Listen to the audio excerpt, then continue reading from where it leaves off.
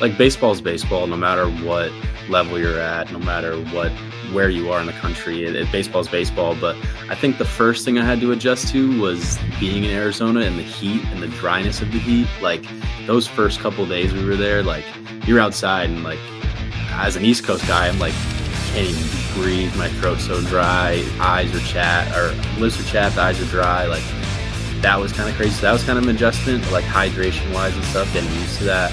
The ball's a lot slicker if you don't have like the sweat and the humidity to get like kind of that moisture on the balls.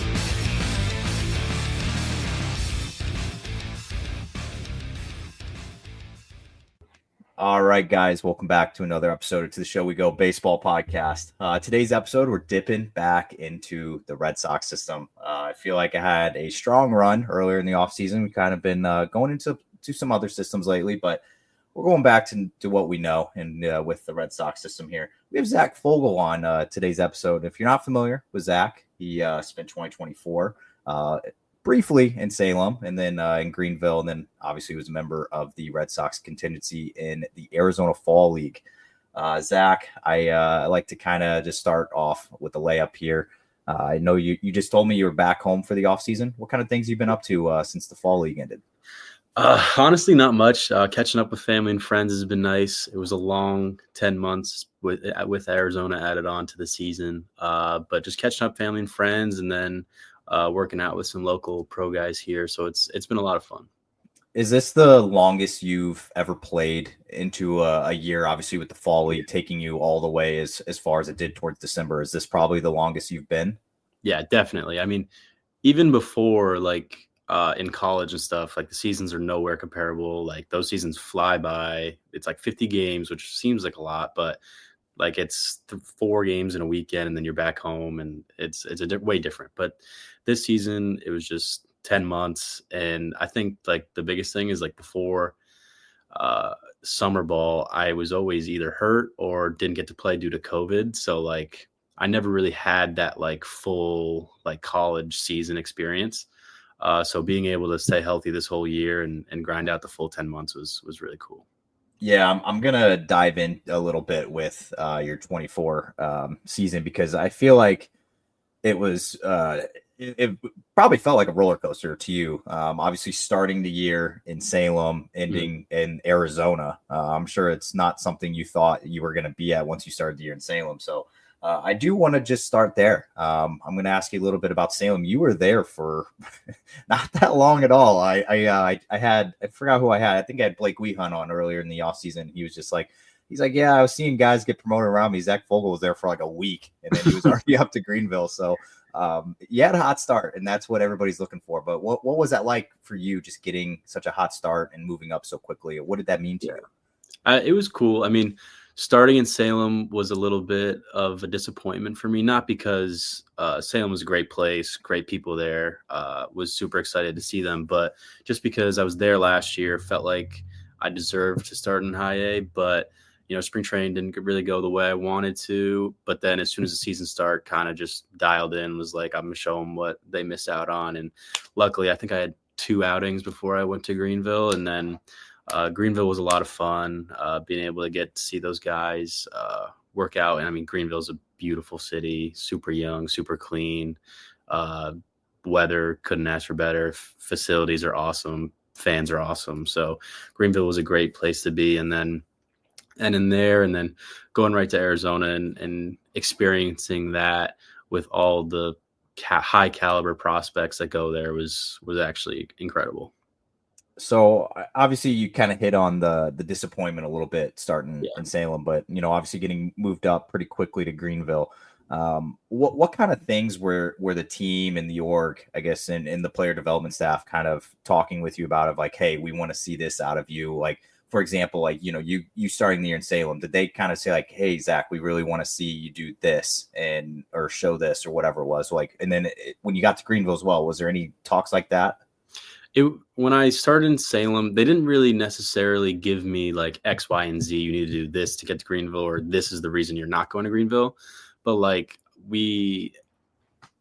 through like what they're preaching and stuff and what I was doing, I just wasn't in the zone enough in spring training. I think My stuff was really, really good in spring training. The velo was there.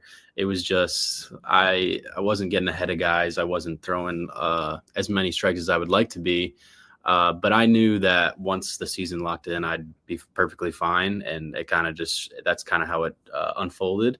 But I completely understand their decision and what happened. And then in Greenville, it was kind of the same thing. Like, had like a lot of really good outings and then like one not so good outing and then kind of bounce back and stuff like that. But like you said earlier, it was definitely a roller coaster of a year, but I learned a lot. And I think that's all you can really ask for. I hear a lot of guys too, once they get to Greenville and, you have a coach like Iggy, who's one of the best. And obviously, like you said, the town of Greenville is so underrated. Yeah. It's you can walk everywhere. You can, it's just, I don't know. I have love for Portland, and obviously I'm a little biased for Worcester as well. Yeah. But I think Greenville, man, it's the best affiliate in the system. And how did you enjoy off the field there in Greenville? Like, what kind of things were you doing? And I know you were golfing a lot, but how did you like playing there, I guess, off the field? Yeah, I mean, it was just such a good area to kind of just do your thing. Like, whether we lived in a beautiful apartment complex with a pool, cornhole, there were grills outside that we would cook steaks on, like just everything you could really ask for. There's a Jack Brown's. I don't know if you ever heard about that. It's a burger place right across the street, basically, from our apartment complex, and it's open till 12, which is awesome because if the post game food wasn't exactly what you wanted, you just called up Jack Brown's and got a burger right there, and that saved us a lot of nights. But it's just, not only was the city great, but the group of guys we had there was just awesome. Like, you can't really ask for anything better than that. And I think that just helps you like endure the grind of the season for the whole 6-ish months that I was there. But just like the weather with the combination of all the stores and everything you can do there, it's a great place to be.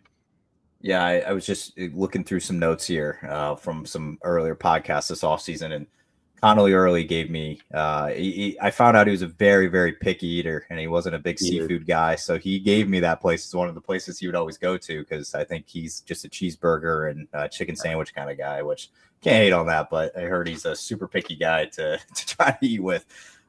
So you kind of talked about it a little bit with it was your first full professional season here, and you had 6 games a week. You only got the one off day on Monday.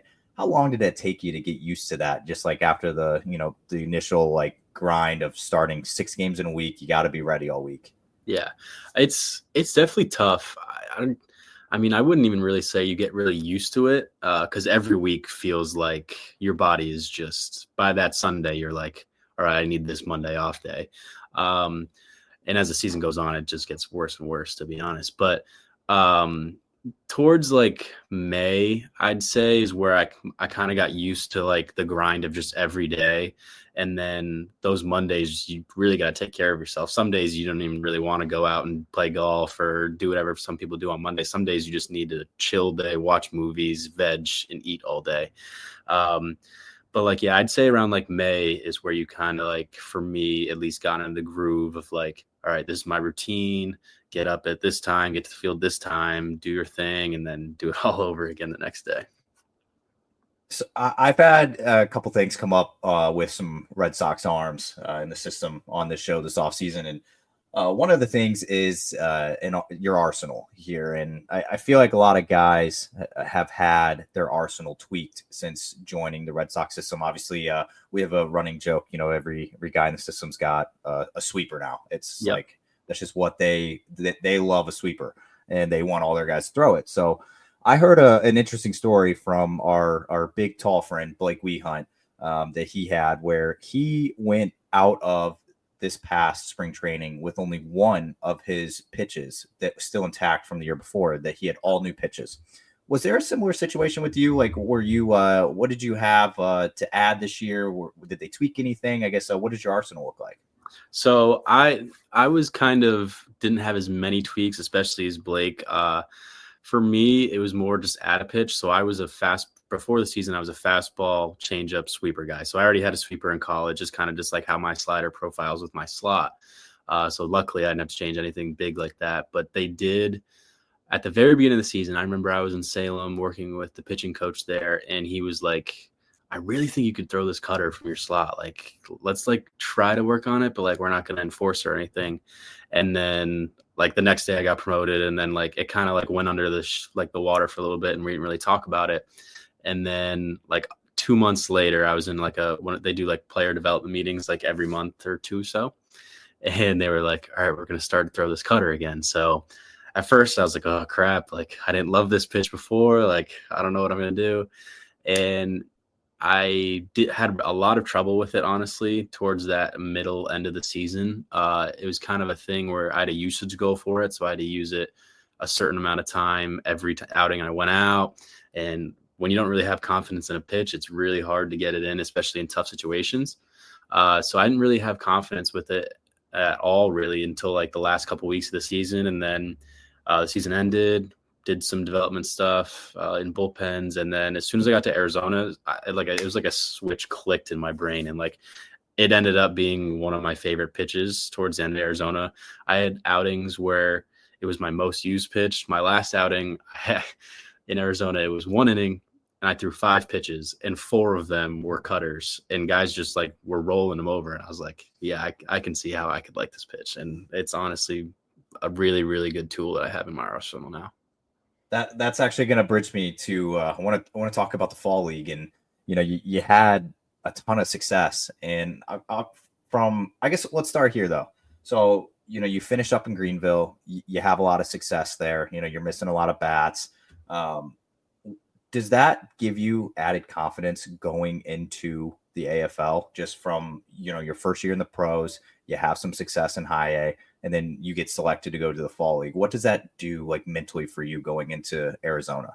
Yeah, it was definitely a confidence boost. Like, I'm not gonna lie, like there was definitely some thoughts in my brain where I was like, oh, these guys are like AA, AAA, big. So there's some big leaguers in this league. Like, I'm gonna really need to have my best stuff here. So there's I wouldn't say like there was a lack of confidence in that regard, but like it kind of fuels you and motivates you to like, hey, you got to be your best. And I think that those are kind of the situations that I thrive in. Like when my back's against the wall, my performance ticks up a little bit. So I've kind of known that about myself, and I think that kind of brought me some more confidence. But yeah, having a good year in Greenville, being able to just kind of like settle in my first professional year and have a pretty good season, and then just building off that in Arizona was a huge confidence boost for me. So you're the group of guys that the Red Sox sent to Arizona. It seemed like you guys had some fun. I was seeing our guy Cooper upload some Instagram stories, and Danny and all these guys. Like, you guys were always, I don't know, you guys seemed like you were having a great time. So I guess even just hanging out with the guys from the Red Sox contingency, like how much fun was that for you? Honestly, like just the whole perspective, like it was one of the most fun 6 weeks playing baseball I've ever had in my life. But like that group of 6-7 dudes that we had in Arizona was like the best group of dudes I could have asked for. Like honestly, like I was only really close with Cooper and Caden Rose just because we were in Greenville together. Like I knew of the other guys, obviously. I never met Danny Kerwin, Steinbaugh. I met him for like 2 weeks. Ubi I saw for like a week when he was down in Greenville, but like I knew of these guys, but I never really spent time with them. So it was kind of like us getting to know each other and then just bonding over like having all that time at the beginning before the season started. And we just like clicked, and we were together every night. We actually had a balcony, me and Cooper roomed together, and we had a balcony, and we called it the kickback. And we were out there every night just talking until like 1 a.m. every night, just telling stories. And it was like I said, it was like one of the most fun times I've ever had playing baseball with that group of guys. So when you get on the field for the first time in the fall league, and what was going through your head? Like, what were some of the things you were thinking about? Obviously, you had mentioned earlier some of the best competition. There was major league guys like out there in the batter's box across from you. So what were some of your thoughts like going through your head once you got settled into on the field and once you were, getting into these games? Yeah, I think like baseball is baseball, no matter what level you're at, no matter what where you are in the country. Baseball is baseball, but I think the first thing I had to adjust to was being in Arizona and the heat and the dryness of the heat. Like those first couple days we were there, like you're outside and like as an East Coast guy, I'm like can't even breathe. My throat's so dry, lips are chapped, eyes are dry. Like that was kind of crazy. So that was kind of an adjustment, like hydration wise and stuff, getting used to that. The ball's a lot slicker if you don't have like the sweat and the humidity to get like kind of that moisture on the ball. So like that was an adjustment. But like playing wise, like as soon as I kind of stepped on the mound in that first game I pitched in, I remember it was in Scottsdale and I threw a clean inning. I remember Fergie made a crazy play at second to get me out of it. But like after that first one, it's just kind of like you settle in. Like, yeah, there's definitely some jitters. Like these are all AA, AAA guys who are all super high regarded hitters. But then as soon as like that first one, like it's kind of clean and you get through it, regardless of what happens, it's like, all right, like I can do this. Like you settle in and you just go battle from there. Yeah, I don't want to assume where you're going to start the year next year, whether it's Greenville or Portland, but um, having that experience you had and the success you had in the fall league, what does that do for you as you go into your second spring training as a professional and I guess trying to push for a spot in AA? Like, does that give you any extra like oomph and be like, I can do this? I got guys out that were at this level and higher once I was in the fall league. Yeah, definitely. I think like just being able to pitch how I did against those types of hitters, like I feel like now there's no doubt in my mind that I can play at any level that they put me in, regardless of if it's back in Greenville or in AA. Like I'll have confidence that I can miss bats and get guys out wherever they send me. So it was definitely nice to see, and being able to work with the AA pitching coach in Arizona was huge too. Getting able to build a relationship with him and see how he works, and that was a really good experience. Just overall, it was awesome. All right. I'm gonna go to a little bit. I know I asked you a lot of random questions the last time I had you on, but I have some different ones for you this time. Well, actually, first I want to kind of lead this off. How was your first spring training as a professional athlete? I had you on in October before then. So I guess what was that like for you going through your first spring training and having like some big leaguers around and a lot of the coaching staff and everything? Yeah, it was honestly crazy. Like growing up as a Red Sox fan, like being able to go to Fort Myers and like experience like what I've always dreamed of was crazy. I think the craziest part about it is I remember one of the pitching coordinators pulled me aside after my first live outing. I didn't throw a single bullpen before I went in my first live. And one of the pitching coordinators pulls me over and he's like, all right, Zach, like look really good today. I think we're going to get you into some big league games. And I was like, what? And I ended up backing up, I think like 5 or 6 big league games. And I remember the very first one, it was against Northeastern in the college series one. And the starter went out there, was having trouble finding the zone. And all of a sudden the bullpen coach gets a phone call and it's me. First spring training game in the big leagues. And I was the first name called the bullpen. I was like, holy crap. So I'm warming up. My heart's beating through my chest and I'm going into the game in the first inning with 2 outs, bases loaded. And I get to the mound and I'm walking up and Alex Cora gives me the ball and it's like, all right, kid, get us out of this. I'm like, okay. And the funniest part about it was I threw one pitch, guy lines out to second. Like that was awesome.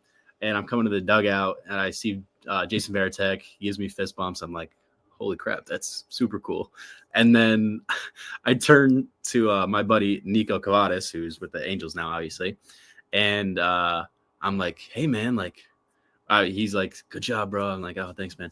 And I'm like, when are you getting in? He's like, dude, I was at first base. What do you mean? I was like, oh my God, I'm so sorry. I was so locked in to Alex Cora handing me a baseball. I didn't even know who was behind me. I couldn't name a single fielder other than Nico that was behind me that game. It was just like such a surreal moment for me. But I think that kind of just put the icing on the cake. And after that, it was just spring training was awesome. I loved it.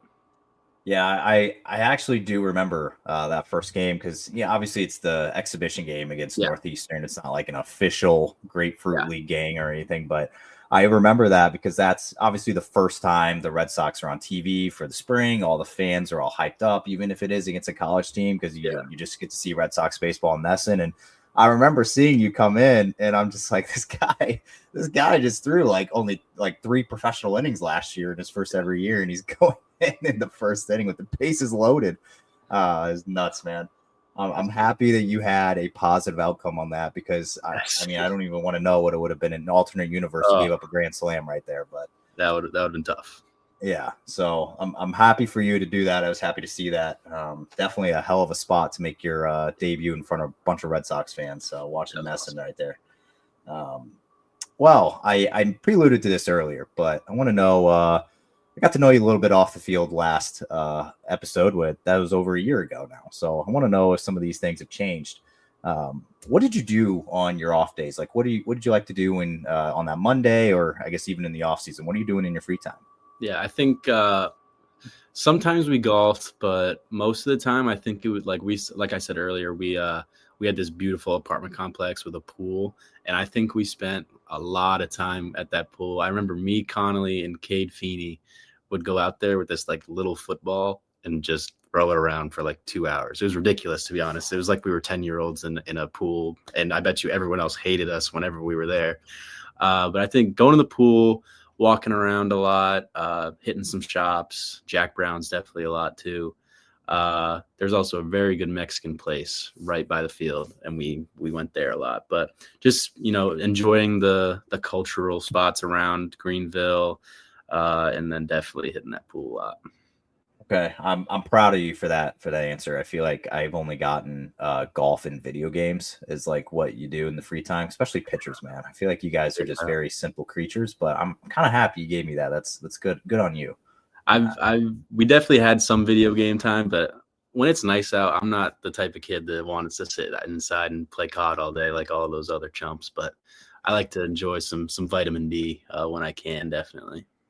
I heard a rumor that Hayden Mullins had hundreds of hours already in on the new Call of Duty. Yeah, Hundreds. I've also heard rumors that he's probably the worst Call of Duty player in the Red Sox org, so you can write that down as well.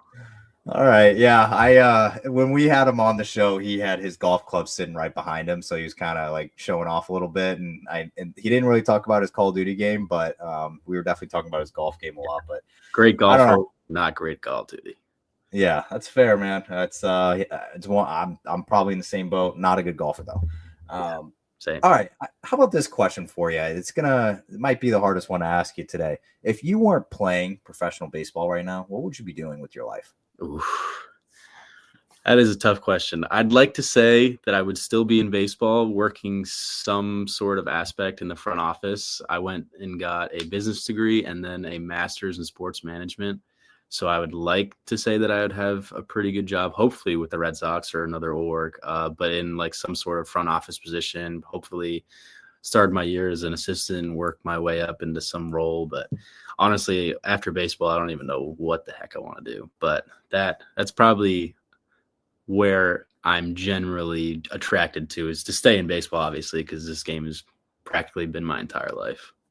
Yeah, you still have a few years, I think, left in the Hopefully. tank there before you gotta decide all that. So, um, that leads me to this. This is a question that I've asked this offseason that I'm actually like genuinely curious now with guys. And what did you major in college? So I did business undergrad, and then at UConn, I had 2 years of eligibility and got a master's in sports management. Yeah. Oh, there it is. Okay. Yeah, I've talked to a few guys this offseason that were kinesiology majors and psychology majors, and that kind of like just sparked it. And I'm just like, you majored in psychology is probably pretty smart in college because pitchers and the game of baseball, it's like everything's mental, and it's like Oh yeah. he's like, oh yeah, I majored in psychology so I could kind of learn a little bit about that and why I think the way I do and all this, and it's like it's kind of genius. So I always like to know like what you guys majored in college and like kind of like the thought process behind it. And makes a lot of sense too if you want to work in a front office one day with what you majored in. So I always like asking that. I don't know. I think it tells a little bit about like what you That's a what you different kind side of of were the thinking. player. Yeah, for sure. Yeah. So you grew up in the New England area, and so you kind of talked about this earlier. You know, you seeing Jason Varitek and Alex Core and some of those guys. But who are some of your favorite athletes growing up? And it doesn't just have to be baseball, but obviously growing up in New England, who are a few of your favorite athletes you liked? I would say Red Sox. Obviously, John Lester was a huge guy for me growing up as a lefty, uh, and just being able to watch him play for that many years. I'd say John Lester, Buckles was a guy I loved growing up. Uh, and then outside of baseball, obviously Tom Brady. I mean, he was like my idol. My mom's obsessed with Tom Brady. His name wasn't allowed to be spoken in the house in a negative regard. Like, uh, in that I grew up in that like dynasty era where like the Patriots felt like we were in the Super Bowl every year, and we had a Super Bowl party every year, regardless if the Patriots were in it or not, because it was like such a staple. Uh, didn't grow up a huge basketball fan, but like the big three at the Celtics growing up, that was awesome. I honestly like growing up in the time period I did and being a New England sports fan was probably the coolest thing any child could experience. Yeah, I agree. And you know, I moved my wife to New England. You know, right. I think it was like right after COVID, and I was always telling her, you know, because obviously I was a big Boston fan growing up, and Yeah. you know, I told her, I'm like, yeah, there's usually a parade like every other year, every two Yep. years, something like that. And then she moved out here in 2020, and she was kind of like, okay, it's like 2022. She's like, where's the parade? Like, where is it? It's like, I don't know what to tell you right now. It's just downtime. Obviously, the Celtics gave us one Yeah. this past year. I'm assuming that were you a little? How many parades have you been to? I guess over your lifetime, like actually Crazy, went to the parade. crazy thing is, I think I've only been to two. I went to the Red Sox parade. Funny story, actually. I went to the Red Sox parade in 18 when they won that one. And I went, it was like in the morning, a parade, and I had to practice at 3 at Brown. I remember this. And everything's going perfect. The parade was awesome. Me and some friends I went with had a great time. Get on I think it was like a 1 o'clock train back to Providence. And this guy throws up on the train, and the train was delayed 2 hours, or like not 2 hours, but like an hour and a half ish. And I didn't get back to campus until like 4 o'clock, and I got screamed at because I was obviously at a parade and not ready for practice, even though if everything worked out, it would have been fine. And I remember I had to run 60 poles that day because I was an hour late to practice. So that stunk. But after that, I don't think I've been to a parade since. Okay, that is. Was it worth it? I guess. Definitely. I mean, it was All it right. was a super fun day. Being able to see like all the duck boats and stuff, and being in Boston with all those sports fans, it was a super awesome experience. It's a funny story now looking back at it, but I'm a very on time person, so not like having any control in not being at practice on time was freaking me out. But it's a funny thing to deal with now. Yeah. Looking back on it, was funny, but at the time you're just like, man, this sucks. Oh, But, I was sitting in that train seat and I'm like swinging back and forth like this. I'm yeah, like, getting all sweaty. You're just like, yeah. man, this is not going to be fun. Oh But yeah. the anxiety is just building up, dude. It's the worst feeling in the world, man. Couldn't do anything about it either. Nope. So, um, all right. I know I'm a part food podcast here, as you know. I don't know if you remember from last off season, but I Oh, am. I do. And all right, so give me your Mount Rushmore. So your top 4 fast food chains. Okay, top 4. I gotta go Chick-fil-A at 1.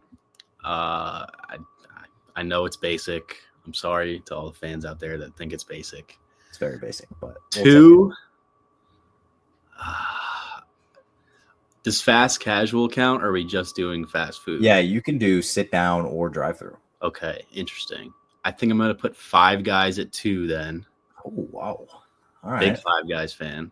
3, I'm gonna put Wendy's. Don't know why. Love Wendy's. And then 4, I know you're gonna beg me to put Zaxby's in here, but I'm not No, putting Zaxby's in here. that's fair. 4. I think Cookout is going to be my 4, which is a sleeper pick. And I don't know if anyone else is having Cookout in their top 4, but the combination of just like open till 2 a.m., the prices are super cheap, and they have the best milkshakes I've ever had. So, yeah, that's my top 4. You'd be surprised. Cookout has been consistently in What? the top 4 of everybody. Everybody. I mean, with that. think about it. Think about what you said. It's like it's cheap. Yeah. You can get it. You can eat it when you're hungover, or like not hungover, when you're drunk at night. Yeah. You can eat it for dinner. Like it's very versatile and it's very cheap. It is very versatile. All right. It's only in the Southeast, though. It's only in the Southeast. It is only Southeast. Yeah. I bet you all the West Coast guys you have In-N-Out on their list too, and not In-N-Out. Yeah. I think the top 3 answers are Chick-fil-A, Chipotle, and then Cookout has been like probably my top 3. I don't know. It's been interesting. I haven't gotten any Zaxby's, if that makes you feel better. I'm not expecting to anymore. I don't ask that question anymore because it's just like that was also last year, and I'm just like, you know what? I fought the fight, man. It's like can't really do anything about it. Yeah, fair. All right. I have one last thing I ended on. I have like a little segment. I'm like workshopping the names here. But it's super easy off the top of your head. I'm going to give you 2 options. You got to pick between the 2. And I'm only going to ask you to defend your choice if it's in the minority of what I've gotten so far this offseason. Okay. So nothing crazy, but there are some that I'm like, okay, I've been getting a lot of those answers. So we'll see. All right, let's start it off here. All right. Do you like summertime or fall time better? Summer, definitely. Sunflower seeds or bubble gum? I'm gonna have to say seeds. It's a tough one. That's in the minority right there, but I'm with you on that. Yeah. Would you rather pitch in a day game or a night game? Probably a night game, I would say. So if it comes to a surprise, I've gotten day game probably 9 out of 10 times. So really? Why a night game? I'd say night game just because like I feel like the atmosphere is like better. Like whether it was in college or now, it's like college is like Friday night, like the big ace versus ace. Like there's a lot of drama, and then now it's just like when it's dark, like the lights are on. It's I don't know, it's just nostalgic. I feel like that feeling. Okay. Yeah, I've been surprised. A lot of guys prefer day games, which I would have thought complete other way around, especially with the schedule in True, yeah, we play a lot more. Yeah. So I know you haven't started since your time at Brown. I think you did start a few games when you were there, but which one do you like better? Do you like starting games or coming out of the bullpen? I feel like it's weird, but I do like coming out of the bullpen better. I love the adrenaline you get. I love being in the big situations. Starting's nice because you have your routine, like you know what you're doing this day. That is the one crappy part about coming out of the bullpen is you're hot Tuesday, but you might not pitch till Friday. So Tuesday through Thursday, you kind of just gotta keep yourself fresh, but not too fresh. And so that's kind of the juggle, but definitely relieving. I love the adrenaline you get. Okay. Would you rather watch HGTV or History Channel? Probably the History Channel, to be honest. That is a tough one. HGTV is not really my thing. I do love a good World War II documentary. There's some good ones on Netflix. Really good ones. Okay. All right. This one's going to be a local one that I'm curious what you're going to say. Would you rather vacation on the Cape or in Maine? Oof. I was just in Maine the other week. I'm going to have to go to the Cape, though. Cape summer is just different. I mean, whether there's baseball there, I think that's kind of the most drawn to attractive part about it is that it's just like a baseball town, an area with the beaches on top of it. I mean, I don't think you can beat that. Oh yeah. No, I'm with you. I do love Portland, Maine in the summer though. I mean, Maine in the summer, I don't know, man. Gorgeous. Love Portland, Maine. And when you get there, when you're pitching there, you're going to love it. I'm excited. So I got another one here for you. Would you rather have a cheeseburger or a chicken sandy? See, that's more of a mood question for me, but I think cheeseburger's got to take it. I mean, there's nothing better than a good cheeseburger. And another thing is like an average cheeseburger is better than an average chicken sandwich. Like there can be an elite chicken sandwich that can beat a cheeseburger, but I'd say 9 out of 10 times a cheeseburger is probably better. I'm with you. I think the ceiling is higher on a Yeah. cheeseburger, and the floor is higher as well. Yeah. So Agreed. I'm with you. All right, I got a couple left, and we'll let you slide. Right. You just had some time in Arizona. I know you weren't there for the extreme heat in the summer, but I'm sure it was still pretty toasty when you were there. So which one is worse, a Florida heat or an Arizona heat? Oof. It's got to be Arizona heat. When I landed in Arizona, it was 108 degrees. October 1st, it was 108 degrees. And it like I stepped out on off the plane, and I remember just feeling like you're in an oven. Like it's like you don't sweat, and it's not like that. Like the humidity of Florida sucks.